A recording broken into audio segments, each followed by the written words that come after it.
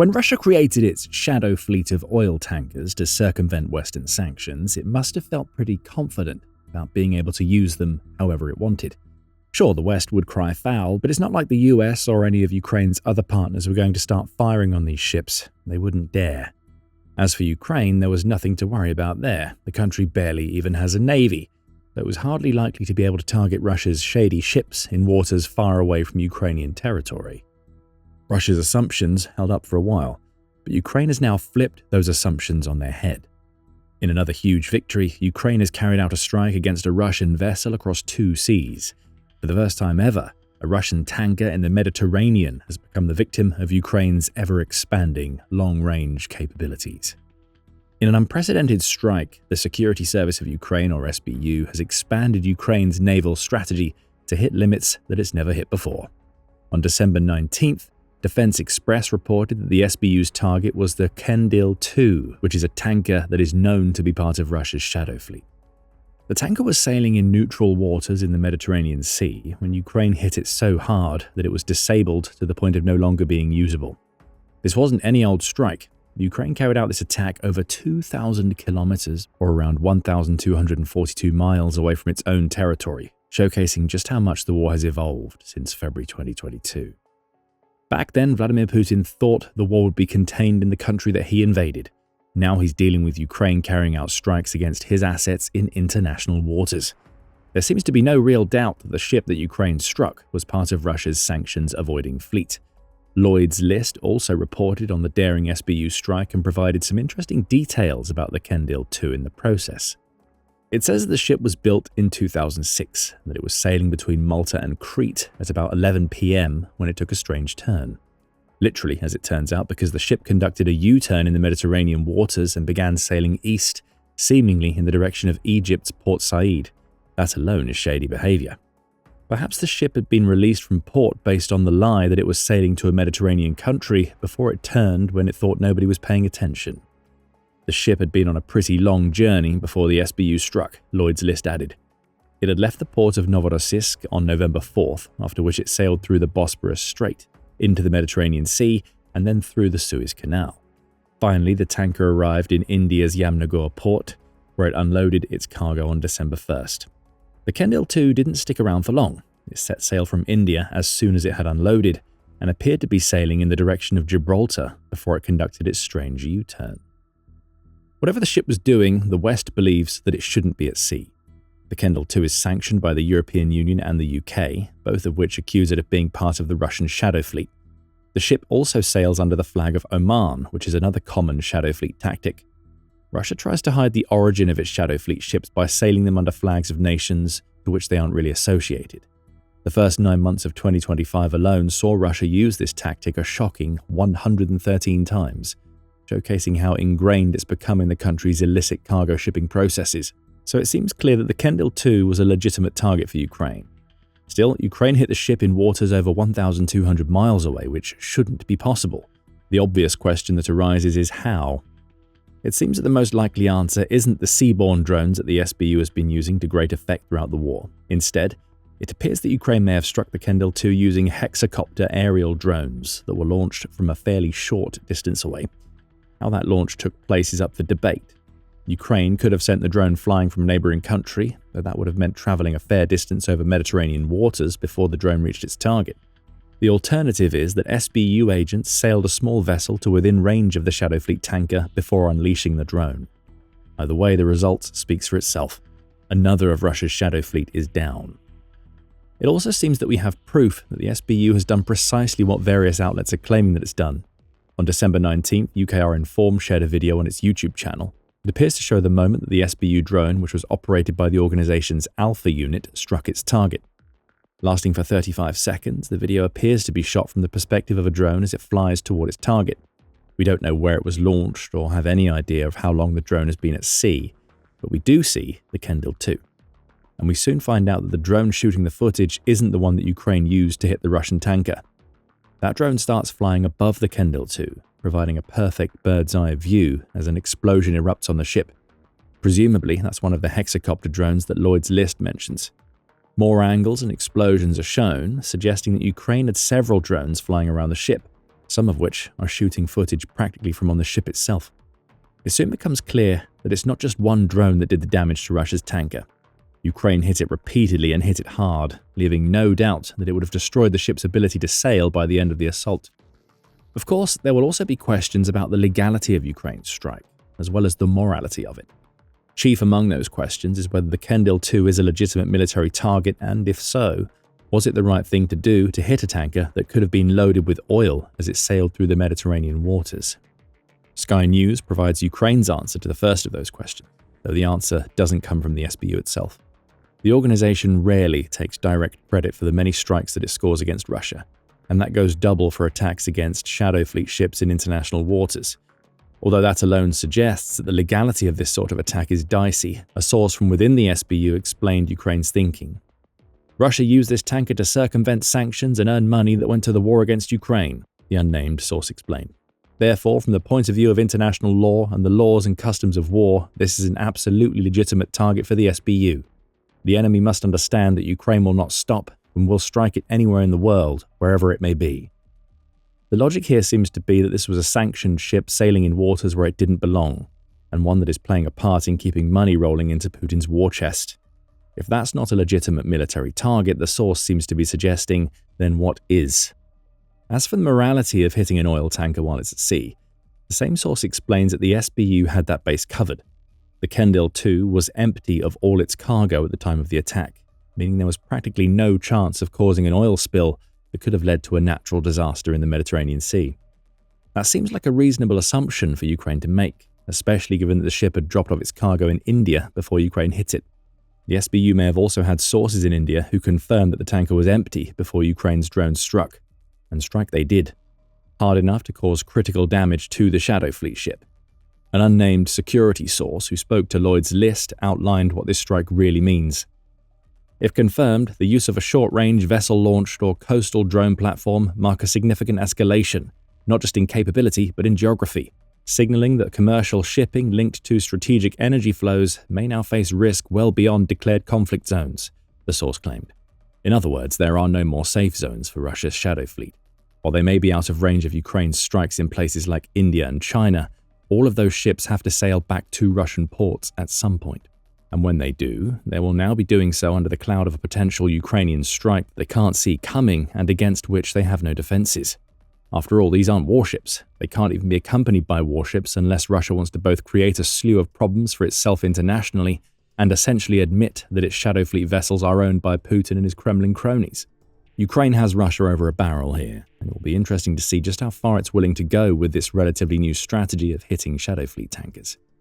We say relatively new because though this strike was a first for the SBU, Ukraine has hit Shadow Fleet ships before, but we'll get to that later in the video.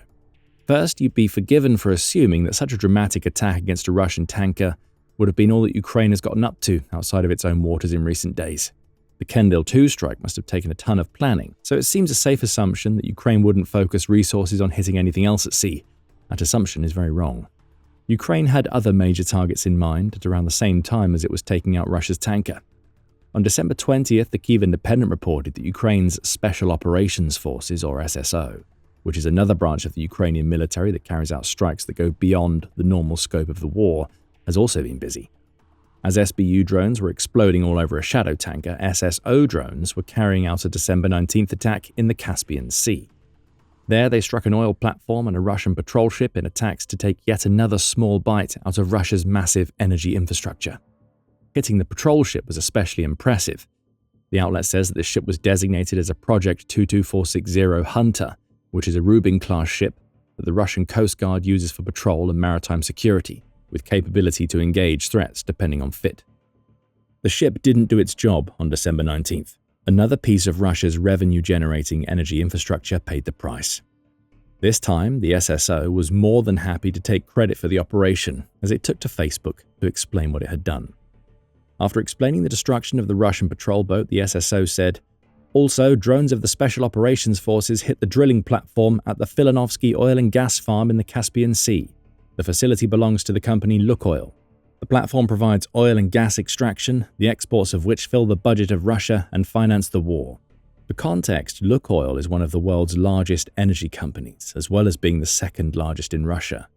making it an obvious target for Ukraine. The particular oil and gas farm that Ukraine's drones just hit is a perfect example of the scale of the company's operations, as the rig is stationed above estimated oil reserves of 129 million tons, along with an estimated gas reserve of 30 billion cubic meters. Special Operations Forces continue to use asymmetrical actions in order to stop Russia's military aggression, the SSO declared when concluding its Facebook post. It's these types of operations that are going to shut down the beating hearts of Russia's oil and gas sectors. Euromaidan Press explains why, noting that Russia's Caspian Sea oil rigs are important both in terms of domestic energy production and exporting. Both are moneymakers for the Kremlin, which is able to charge taxes on all the sales made by the companies that operate these rigs, with the money often heading straight into the Ukraine war chest. Given that Lukoil owns this particular rig, we can get an idea about the impact such strikes will have if Ukraine continues conducting them.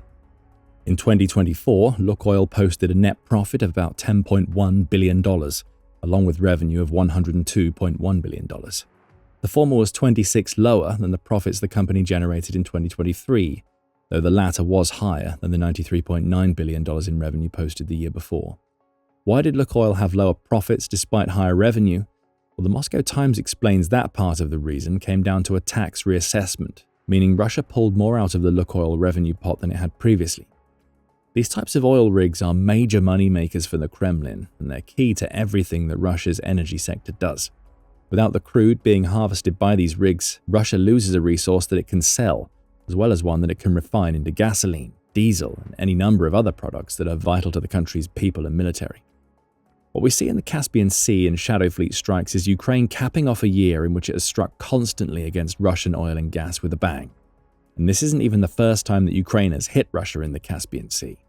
December 19th was actually the fourth time that Ukraine's drones had struck Russia's Caspian Sea energy infrastructure, all of which Ukraine claims support Russia's war effort. Incidentally, we published a video covering the very first of these Caspian Sea strikes, which occurred during a night that saw Ukraine overwhelm Russia's air defenses with a horde of 300 drones. Find out more about that original strike and how it may have served as the blueprint for every Caspian Sea strike that came after in our video. As impressive as this latest Caspian Sea strike was, the attack on the Kendil 2 rightly grabs the headlines because it was audacious and a first for the Ukraine war. However, we mentioned earlier in the video that the attack was a first because of where it took place, not due to what it hit. That was your first hint that Ukraine has been engaged in a months-long campaign against Russia's Shadow Fleet ships that is showing no signs of slowing down. If anything, Ukraine is expanding this campaign so it can cut off yet another of Russia's financial lifelines. To understand why this strike was so important, you need to know more about the Shadow Fleet. We've already covered the basics about these ships being part of a massive fleet that Putin has amassed so that Russia can evade sanctions. However, Forbes highlights why Ukraine considers the ships in this fleet military targets. In his report on Ukraine's strike against the Kendil 2, David Kirichenko points out that the Shadow Fleet ships an estimated 3.7 million barrels of oil per day, which amounts to about 65% of Russia's seaborne oil exports. In other words, the Shadow Fleet is absolutely vital to keeping the oil money flowing into Russia, and it does so to the tune of between $87 billion and $100 billion per year, according to the Center for Strategic and International Studies. That's a lot of money for the Kremlin to tax. It also represents a huge opportunity for Ukraine if it can take out as many Shadow Fleet ships as possible. With the Mediterranean strike, Ukraine has shown that it's willing to go global with its attacks on Russia in a way that it never has before. Earlier in 2025, and for much of the latter half of the year, Ukraine has been hitting Russia's oil refineries hard. That's an effective strategy, especially as it takes out facilities responsible for making the fuel that Russia uses and sells. But by expanding its scope from refineries to Shadow Fleet ships in international waters as well as oil platforms, Ukraine has shown that it's willing to go as far as it takes to sever the Russian oil artery. Throughout 2025, Kyiv concentrated on striking Russian oil refineries before shifting its focus to export infrastructure, including oil terminals at ports such as Novorossiysk, Kirichenko writes. The progression reflects a move from symbolic disruption towards sustained pressure on Russia's ability to process and ship energy exports. Ukraine has gone beyond sending messages to Putin. It's solidified a strategy that could win the war for Ukraine, and it's expanding that strategy far and wide. It's a strategy that has seen far more Shadow Fleet ships than the Kendil 2 become the victims of Ukraine's drones. Just days before the Kendall 2 strike, Ukraine is believed to have attacked an oil tanker named the Valery Gorchakov in Russia's Rostov-on-Don region, Novaya Gazeta reports. Ukraine also hit a pair of Shadow Fleet ships, the Kairos and Virat, off Turkey's Black Sea coast in November. These aren't one-off strikes for Ukraine. It seems that the country is maintaining the scale of refinery strikes while also hitting any Shadow Fleet ships that come onto its radar and within the range of its drones. It's not just about taking these ships out. The Shadow Fleet could be as large as 1,200 vessels, The Guardian said on December 21st. So taking a handful of those ships out doesn't seem like it would stop Russia from shipping its oil, but it does, and for the simple reason that Ukraine is making waters that Russia thought were safe exceptionally dangerous. Russia can't just send its tankers out to sea without worrying about blowback anymore. Every ship that sails is at risk, meaning Russia either has to invest in some sort of security to give the game away as to which country is operating the ships, or it has to delay shipments until it's absolutely certain that Ukraine's drones won't strike. But that certainty can't come, so Russia is stuck. Putin needs the Shadow Fleet. He doesn't need the financial losses and humiliation that come from Ukraine hitting the ships in that fleet. Russia is trying to respond to the emerging Shadow Fleet issue. Militani said on December 16th that the Swedish Navy has identified Russian military personnel on Shadow Fleet tankers. So Russia is trying to protect those ships and their crews from harm. But there's not much that a handful of soldiers can do to stop Ukraine's drones, at least without weapons that would give away the fact that the ships on which they sail belong to Russia. So the strikes against the Shadow Fleet will continue, and there's little that Putin can do to stop them. There also seems to be nothing that Russia's president can do to stop Ukraine's many deep strikes inside Russia itself. Ukraine is stifling the Russian war machine with attacks on refineries and key infrastructure. December 17th offered just one example of many of these strikes, and you can find out all about it in our video. And if you enjoyed this video, be sure to subscribe to The Military Show for more videos about Ukraine's Shadow Fleet shattering strategy. And thank you for watching.